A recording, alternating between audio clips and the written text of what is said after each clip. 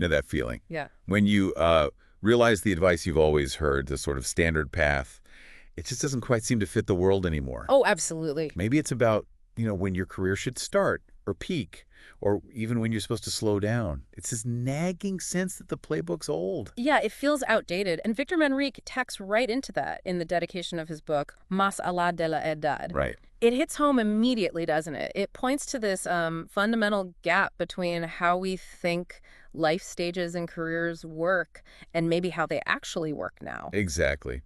Which brings us nicely to the material you, our listener, share the first part of Manrique's book, El Mundo que Conocíamos, which translates to The World We Knew. Mm-hmm. So our mission for this deep dive is really to unpack this first section. We want to understand those unwritten rules, that 20th century social contract he talks about. The one that shaped our ideas about age and work and value. Yes, precisely. And crucially, figure out why Manrique argues these old assumptions just don't hold up anymore. So yeah, let's get into it. Okay. This first part, it really lays the groundwork. Manrique carefully breaks down what he calls the 5 core pillars of that old social pact. The 20th century version. Exactly. Family, education, stable employment, retirement, and community. Then he looks at how those pillars shaped the different generations. Okay. And, what forces started to weaken that whole structure. He brings in Zygmunt Bauman's idea of liquid modernity, too, which is fascinating. Right, to make sense of where we are now. Yeah, this more fluid reality. And we'll look at some of the data he uses to back this all up, to show these big shifts. Okay, great. So let's start with that predictable script from the 20th century. Manrique describes it, and it almost sounds like, well, ancient history now. It really does. You study, get a job, usually one job, right? Okay. Stick with it for decades, then retire, hopefully comfortably, with a pension. He calls it an implicit contract. An unspoken deal, yeah. What were the key parts of that deal? Well, fundamentally, it was a trade-off. You got stability, security, but in return, you gave conformity, long-term loyalty. And those 5 pillars Manrique identifies were key. First, family. The ideal was stable, sure, but often quite rigid. How so? Typically, the father was the provider, the mother the caregiver, kids followed the pattern. Marriage was, for life. Mm-hmm. It provided security, definitely, but didn't leave much space for, say, individual paths outside those roles. Sounds like fitting into a mold. Yeah. And then education, the golden ticket, supposedly. Oh. Go through the system, get your degree, and you're set for a stable job. That was the idea. The system back then was really built for the industrial era. Learn facts, memorize, follow procedures. Consistency over creativity. Pretty much. Obedience, doing things the right way, that was often valued more than rocking the boat or innovating. The reward, your diploma, and the promise of that secure job. Okay, pillar 3, employment. Security in exchange for loyalty. That suggests a kind of mutual understanding, maybe even a bit paternalistic. Absolutely. The expectation was long-term commitment from both sides. You give your loyalty, your hard work. And the company gives you security, seniority-based promotions, benefits. Exactly. Healthcare, retirement plans, the whole deal. Work wasn't just a job. It was often a huge part of your identity, your community. Which leads to retirement. Manrique calls it the great promise unfulfilled.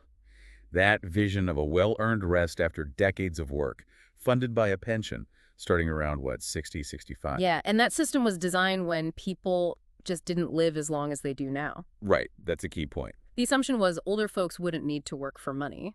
The gold watch, the pension that was the expected end of the line, the reward for playing by the rules. And the last pillar, community and belonging. It seems like identity was much more tied to your physical location back then, the company, the neighborhood, maybe the union or church. Definitely. These local structures provided stable support networks, security, emotional connection. Belonging was maybe easier because options were more limited, and those local ties were stronger. So this whole system offered predictability, a clear path. But, as Manrique points out, the downside was major inflexibility, not much room for difference. Exactly. And the critical thing he notes is that many people, even today, still kind of operate as if that deal, that 20th century contract, is still in effect. That's huge. We're holding on to assumptions from a world that's, well, gone. It's a really sharp observation. So many of our ingrained ideas about careers, retirement, work-life balance, they're rooted in that old model. And the contrast now is stark. Totally. No preset contract anymore. Success is about carving your own path. The focus shifted from stability to adaptability. From obedience to creativity. Right. From waiting for things to happen to making them happen. It's about building skills, finding your community, selling your talent proactively. Okay, that sets the stage perfectly for Manrique's discussion on the structure of generations. He says there are 5 generations in the workplace now, each shaped differently. Why is understanding them a competitive advantage? Well, because each generation came up under different economic pressures, different tech, different cultural vibes. So they see things differently. Exactly. Knowing that helps you understand their expectations, their work styles, what motivates them. It helps bridge gaps, makes collaboration better, improves management. You can leverage everyone's strengths. Makes sense. Yeah. Let's walk through them as Manrique lays them out. First, the silent generation, born roughly 1928 to 1945. Great Depression, World War II, tough times. Very tough. So, their work style. Strong work ethic, disciplined, huge respect for authority. Because stability was everything. Precisely. They valued security above all. Loyalty to the company was key. Do your job, don't complain. They built a lot of the foundations we still have. But the downside? Maybe individual voices weren't always heard. Conformity was kind of the norm. And they perhaps didn't foresee a future where adapting quickly would be so vital. Their motto might have been, keep your head down and get it done. Okay. Next, the baby boomers, 46 to 64. Post-war boom time. How did that shape them? They grew up expecting job security almost as a right. They believed hard work and company, loyalty guaranteed success, promotion, the whole package. Loyalty was a big deal for them. Huge. Tied to integrity. Careers were often linear ladders. Work was central to their identity, that live-to-work idea. They valued long-term benefits, hierarchies. And they did build a lot. Undeniably. Drove the economy, set high standards.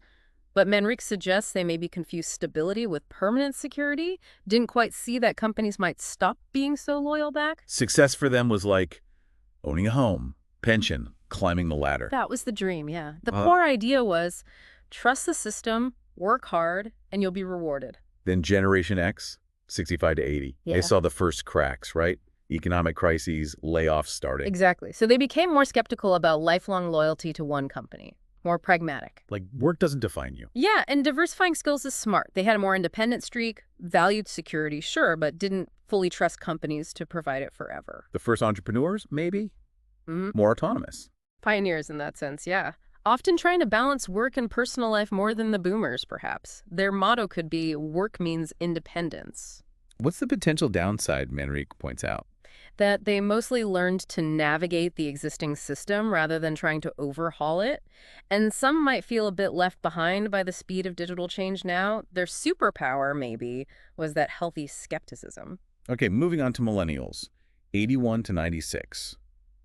Grew up digital, saw the old rules really start to fail, dot-com bust, 2008 crisis. Right, those are formative. So they tend to prioritize purpose, flexibility, well-being over just stability and a rigid path. Success isn't just a ladder for them. More like a maze or maybe a climbing wall.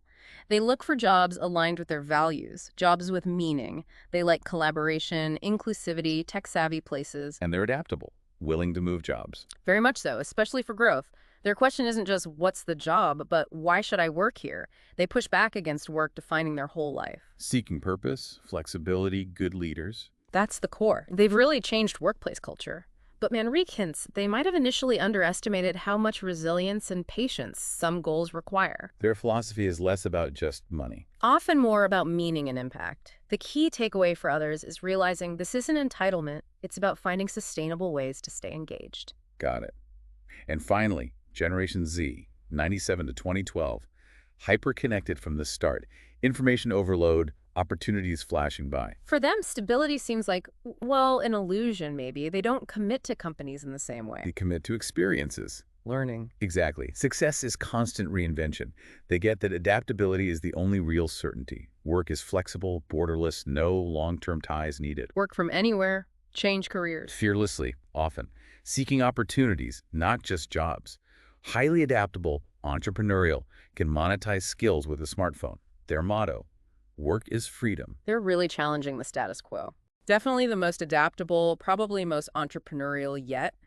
The potential issue Manrique raises. Maybe the focus on immediacy means forgetting some valuable things take time. Their core belief. Yeah. If it's not working, change it. Pretty much. The key thing is how deeply they understand validity and how they proactively create their own way. So Manrique stresses this whole transition. Boomers valuing commitment, millennials and Gen Z seeking flexibility and purpose, Gen X as this sort of bridge generation. It reflects a massive shift in what people expect from work and life. And he asks those tough questions. Are leaders stuck in an old mindset? Are employees expecting outdated care? Critical questions. They expose the gap between old expectations and new realities. Manrique's point is that understanding these different generational viewpoints is the crucial first step to making workplaces, well, work better for everyone. Like acknowledging the differences is key. It's always been a conversation between past and future, hasn't it? True. Which leads us right into the breakdown of the old model. Manrique says the 20th Century Pact didn't just fade away, it fractured. Several things hit it at once. Let's start with globalization. How did that weaken the old ways? Well, globalization opened up the whole world as a marketplace for labor. Companies started outsourcing, moving jobs to places with lower costs. To be more efficient, more profitable. Exactly. But that directly undercut job security in many developed countries. Suddenly, there was more competition, more volatility. Loyalty to your local workforce wasn't the top priority anymore. Global efficiency often was. So Manrique's advice here for individuals is, Focus on what makes you unique, what value you bring that can't easily be outsourced or replicated elsewhere. Compete on value, not just location. Build your brand. okay, factor 2, automation and digitalization, technology's impact. Huge impact. Automation took over lots of routine tasks, changing whole industries, eliminating many traditional jobs. AI, robotics. But also created new jobs. Yes, but those new jobs often required different skills: digital literacy, critical thinking, adaptability. Manrique emphasizes using tech to amplify your work, not fighting it. Evolve with it. Focus on the human skills machines can't do. Like creativity, complex problem solving, empathy, connection. The core idea is leverage tech, don't compete with it head on. Enhance your humanity. Then there were the economic crises, like 2008. How did they expose the system's fragility? They showed, really starkly, that the assumed stability wasn't guaranteed at all. Companies facing trouble resorted to massive layoffs, hiring freezes. And that led to more precarious work. Exactly. Temp jobs, short contracts, the gig economy explosion. Manrique's advice here is crucial. Don't rely on one income source. Build your personal brand, your network.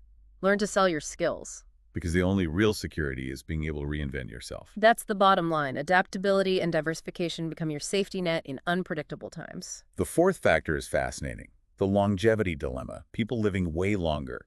How does that break the old model? It completely upends the traditional retirement timeline. Retiring at 60 or 65 just isn't financially feasible for many when they might live another 20, 30, even 40 years. And pension systems weren't built for that. Not at all. They're struggling. So older workers often have to keep working or reinvent themselves later in life.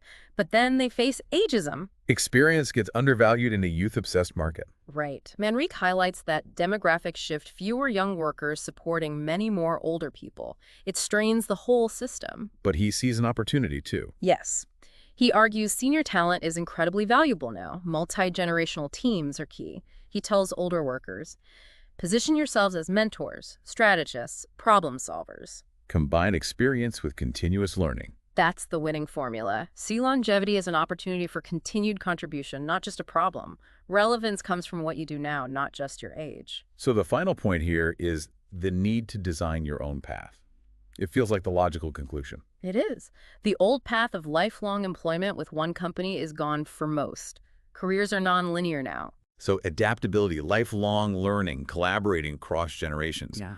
These are the crucial skills. Absolutely. Build valuable skills, learn to communicate your value, focus on impact. Manrique's core message is, don't wait for the market or your company or the government to guarantee your future. It's up to you. It's on you now. Active self-direction is the name of the game. Okay, this all flows really well into Zygmunt Bauman's concept of liquid modernity. How does Manrique use this idea? Bauman's concept is about this huge shift from solid modernity with its stable structures, predictable paths, to liquid modernity. Where everything is fluid, uncertain, constantly changing. Exactly. And this impacts everything: work, education, money, identity. Manrique uses it to explain why those old pillars crumbled, why things feel so uncertain now. He quotes Bauman, "Welcome to liquid modernity. No maps, no guarantees, no permission needed." Sounds liberating and maybe terrifying. Both. That's the paradox. The old world felt secure, but it was also restrictive. Liquid modernity breaks those structures down, gives more freedom, more chances to define yourself. But it's also unstable. You have to constantly adapt. Right. Identity isn't fixed to a role anymore. It's always shifting, being renegotiated. No single path, constant movement, endless possibilities.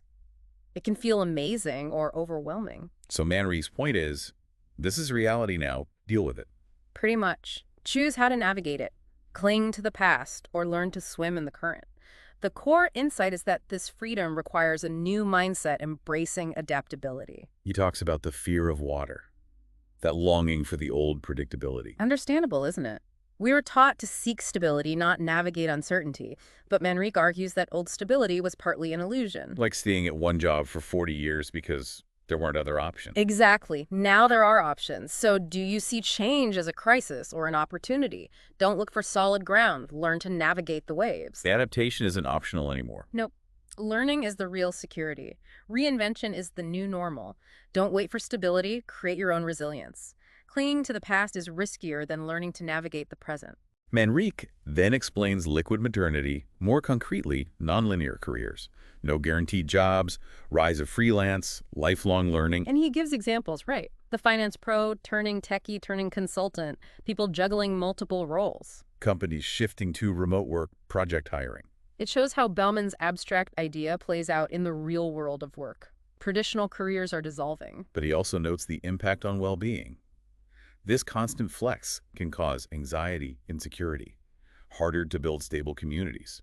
That's the flip side, and it's important not to ignore it. The autonomy is great, but the lack of predictability, the potential financial insecurity, the stress, they're real challenges. Finding belonging can be harder when things are transient. So how does Manrique suggest we navigate all this? What's the strategy? It's about proactively building adaptability, committing to continuous learning, becoming resilient to uncertainty. He frames it as an opportunity, actually. Opportunity. How? To build more diverse, flexible careers that actually align better with your passions. Learn to flow with change, turn uncertainty into growth. So practical steps. Build flexibility in your skills, your finances. Learn to sell yourself, market your value, create multiple income streams, be adaptable. And crucially, start now. Your career is a portfolio. Security is your ability to create value. The future is yours to write. That's the mindset. Success comes from learning, adapting, building proactively. To really drive this home, Manrique uses data and statistics, starting with the huge increase in life expectancy. Yeah, the numbers are startling. From 48 years average globally in 1950 to over 72 now, heading towards 80 plus in developed countries. Living past 100 is becoming more common. 2 billion people over 60 by 2050. It completely breaks the old retirement model. People need income for longer, careers need to be longer, more adaptable, early retirement. Probably not the norm anymore. And age discrimination is still a real issue for older workers. The insight being, longer lives mean longer, more flexible careers. Got it. Then he looks at the opposite trend. Decreased job tenure. People aren't staying put for decades anymore. Not like in the 70s when 20 years was average. Right. Now it's much shorter, especially for younger generations and in tech. Employee engagement is lower overall. So stability is out, mobility is in. Seems that way. It highlights the need for continuous learning to stay relevant and for companies to figure out how to attract and keep talent across generations in this fluid environment. Job hopping is the new normal. The data also shows the massive growth of independent work and points to some big future trends. Huge growth. Freelance and hybrid work might be half the workforce by 2030. Most jobs of the future don't even exist yet. Wow. And technical knowledge doubling faster and faster. Makes lifelong learning non-negotiable. The gig economy is booming. Employers value skills over degrees more now.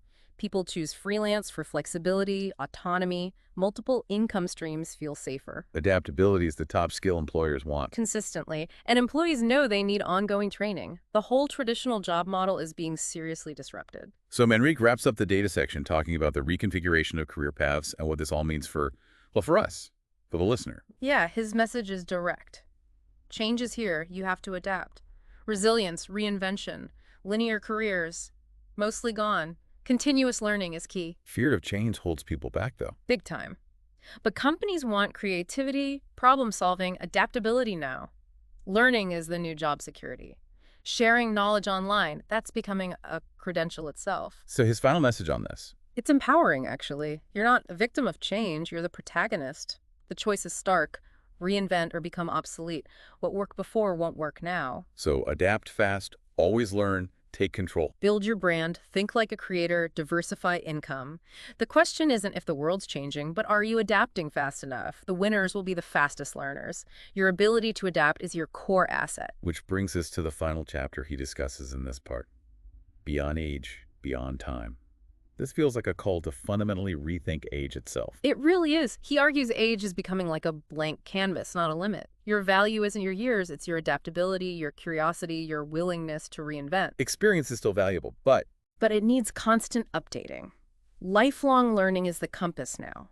Linear paths are gone. Embrace the unpredictable possibilities. fear of change is normal, but it's about how you respond. Exactly. See uncertainty as an invitation to grow, not an abyss.